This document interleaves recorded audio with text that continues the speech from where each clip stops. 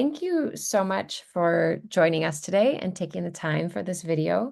Could you just introduce yourself and give a very brief background about your specialties? So my name is Ramune Dirvanskiene. I'm an associate professor at Vilnius University Psychology Department and Life Sciences Center. And my research is concerned about neurodegenerative diseases and the effect that they have on cognitive functions. So I study all sorts of dementia, Parkinson, sometimes also Parkinson's disease. Great. And also you speak a lot about brain hygiene. So from the realm of looking through neuropsychology and in your writings and lectures, you're speaking about brain hygiene. And what role does movement and dance play in brain hygiene for you? So very often when we talk about what should we do for our brains to work better, we think it as one process, when in reality there are two processes going on. So one is accumulation of pathology related to various diseases or aging. Of course, we don't want pathology, and healthy lifestyle helps to bring the levels of pathology down. Another area is neuroprotective factors that helps us compensate for the pathology that we have. And here we talk about neuroplasticity, or what can we do to increase neuroplasticity. So physical exercise, including dance, helps both these things.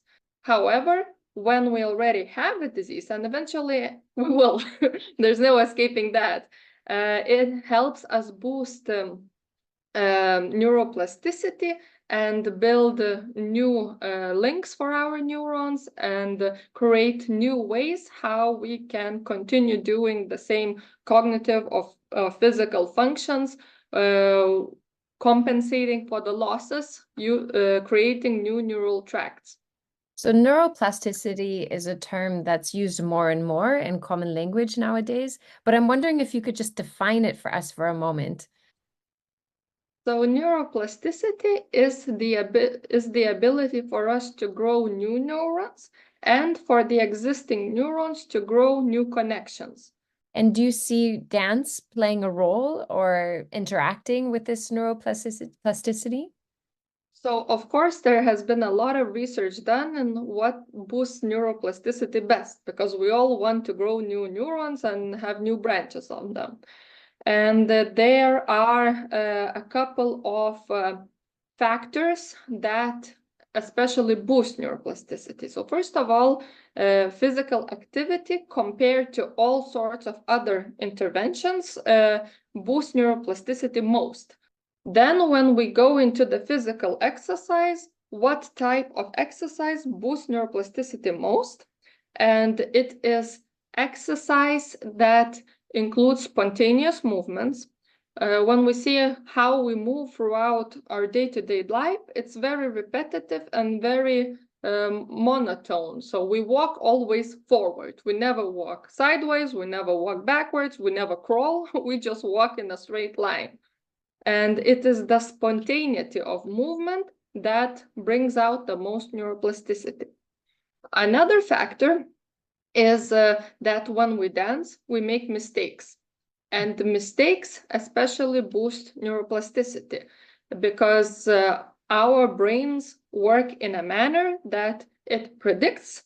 And if it doesn't see feedback that the prediction was wrong, keeps using the same scheme to perform all actions. However, if I make a mistake, and dancing is a very pleasurable way to make mistakes without any consequences, the brain thinks, aha, I'm not doing things well. I need to branch out new connections. So these mistakes helps boost neuroplasticity. That's interesting because very often in dance and Parkinson's, we're trying to create an environment where there are no mistakes and there's no judgment, that everyone can dance. But something that we're working with a lot, I'm curious if you might describe, you already began to, about the difference between an improvised movement and something that's set, like perhaps a set piece of choreography. Maybe that's when we notice a mistake. So our brain becomes much more active when we initiate the action rather than when we just copy what someone else is doing. So it's much harder, and we work more hard and we learn much quicker when we initiate, we plan, we execute, and we check whether we've made any mistakes rather than just copying what is shown. That's really inspiring, because something that we observe in the dance classes is that it's increasing a sense of self-efficacy. So it's increasing this belief in oneself to be able to move and to be able to invent movement. And I'm curious if you could also describe a bit the relationship between dance, dopamine, and Parkinson's. So in Parkinson's disease, the cells that live on top of the brainstem in the area called substantia nigra, they get sick and die. So in this area, our brain cells produce dopamine. This loss of dopamine leads to all sorts of problems. Some of them we observe in Parkinson's disease. So it is movement rigidity, that the movements don't seem as smooth.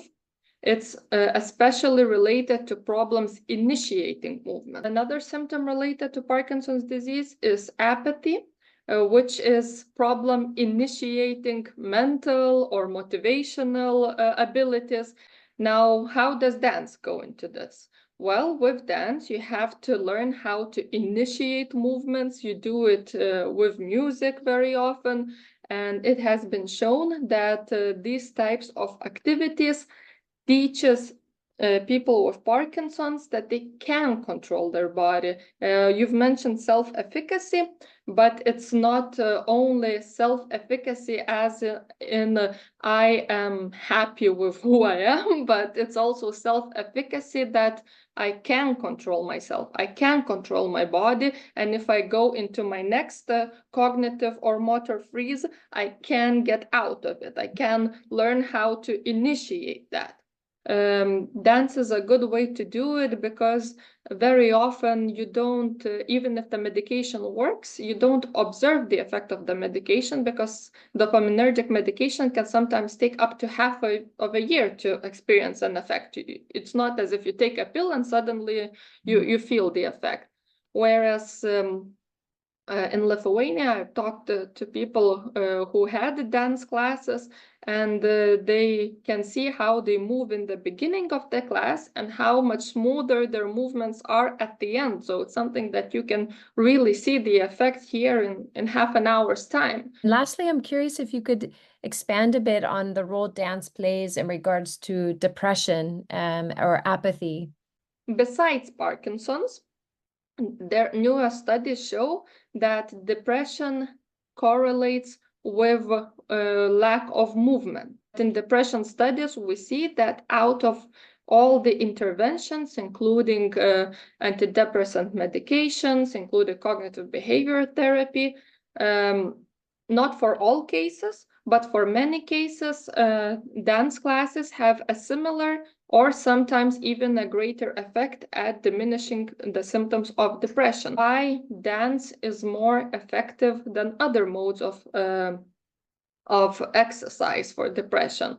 Well, first of all, most often you do it with other people. You meet new people in a new environment, you make mistakes, you laugh from yourself or others. It's a very social gathering, and it's fun. It's correlated, a lack of sense, not objective, but feeling of being socially uninvolved, and depression. I feel lonely. I can have many friends and many social contacts, but I feel lonely.